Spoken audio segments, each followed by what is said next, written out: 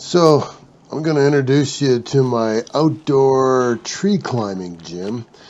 This is just kind of indicative of some of the starts. This particular tree has a 5'9" start. It's quite powerful, kind of like a pegboard. Pegboard start, again, 5'9", not a lot of feet on this one, but it's indicative of kind of the start of some of these trees. And so the starts can be, quite challenging.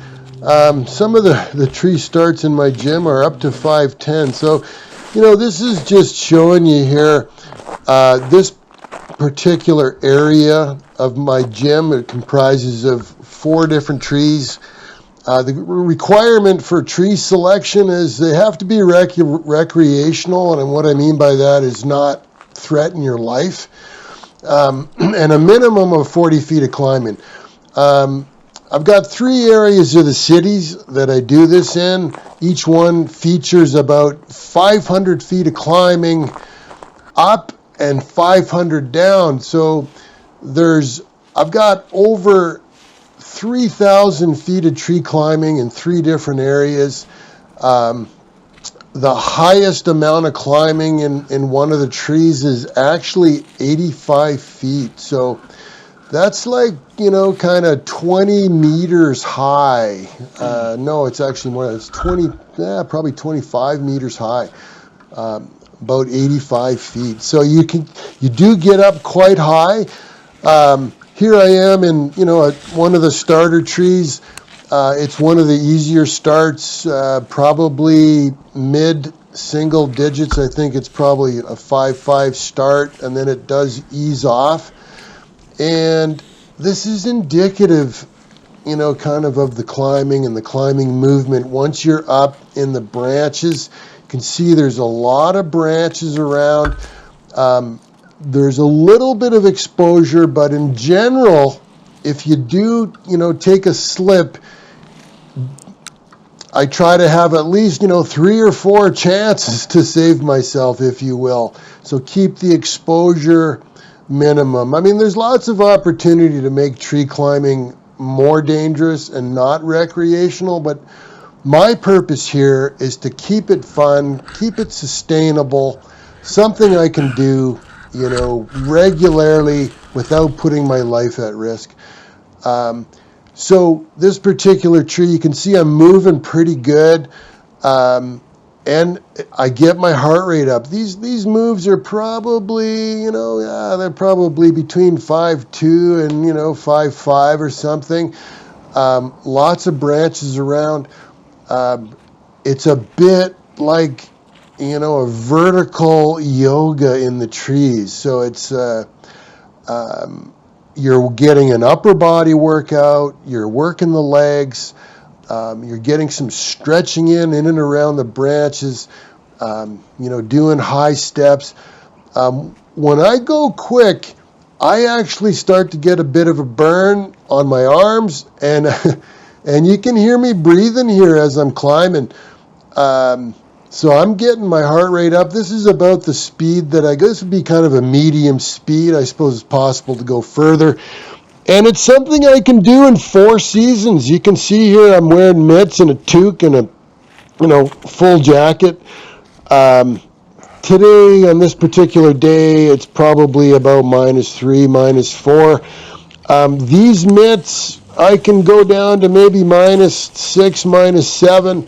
Colder than -7 Celsius, I got to put bigger mitts on. Of course, I got to wear more clothes. You can see snow on the ground down there below.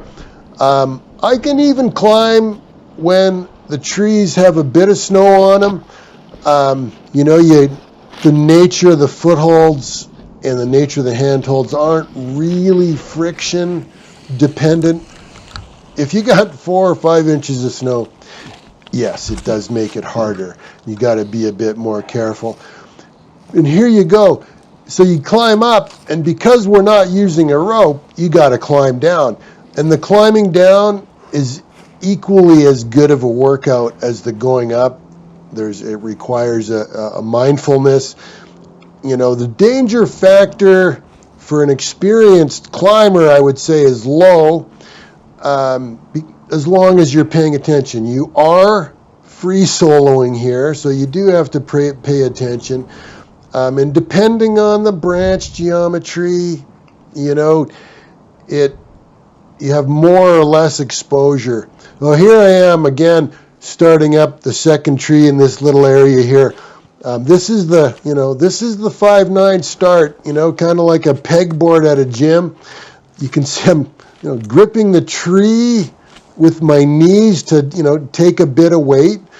Of course, there's lots of opportunity to make this 5-10 if you decide not to use any footholds or the tree and just use your arms and power yourself up. That's a bit hard for me, so I use the tree, kind of grip it with my legs and kind of carry on.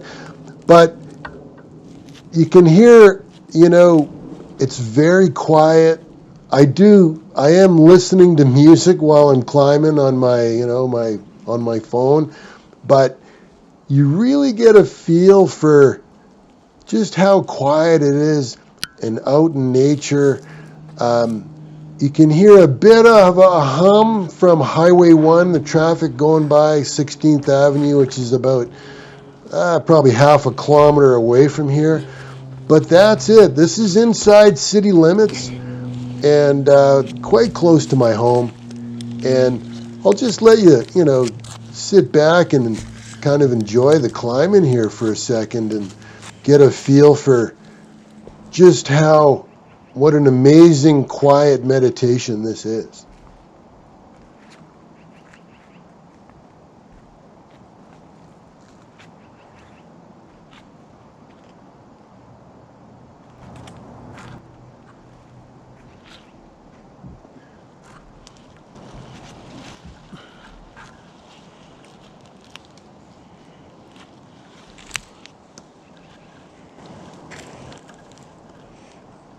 So I had to climb up with the tripod, and then I got to be careful not to upset the camera as I'm climbing by it in the tripod. I did upset it a few times. Thankfully, I didn't have the tripod fall to the ground from 40 feet up. And yeah, I get to the high point, and my rule with my high point is, if I start to feel silly or insecure, then okay, that's enough. Time to come down. And I have taken what I would call non-climbers on the route, and they were able to do the 1,000-foot route. One route, in this particular area is 1,000 feet of tree climbing. It's 4 kilometers of hiking, and it's about 1,000 feet of elevation on the legs, just plain old hiking. So it's quite a good workout. The whole thing takes 2.5 to 3 hours. And my non-climbing buddies, some of the starts were a bit tricky for them, so I had to help them. And they were okay with that. I even gave them a knee or a boost for some of the hard 5-9 or 5-10 stuff. Was a bit hard for them, especially in winter time with some gloves on and whatnot. But once they got going, they felt safe, they felt secure. My other climbing buddies, I've had some buddies who are 5'12", hard 5'12" climbers, and they loved it. They're like, Steve, this is a hell of a workout. What a great idea for training in town, getting the whole body going. And so for non-climbers and non-climbers alike, they all loved it. Anyway, just sharing. If you enjoyed this video, give me a thumbs up, subscribe. By all means, whatever it is you're doing out there, respect the risk, have fun, and we'll see you next time.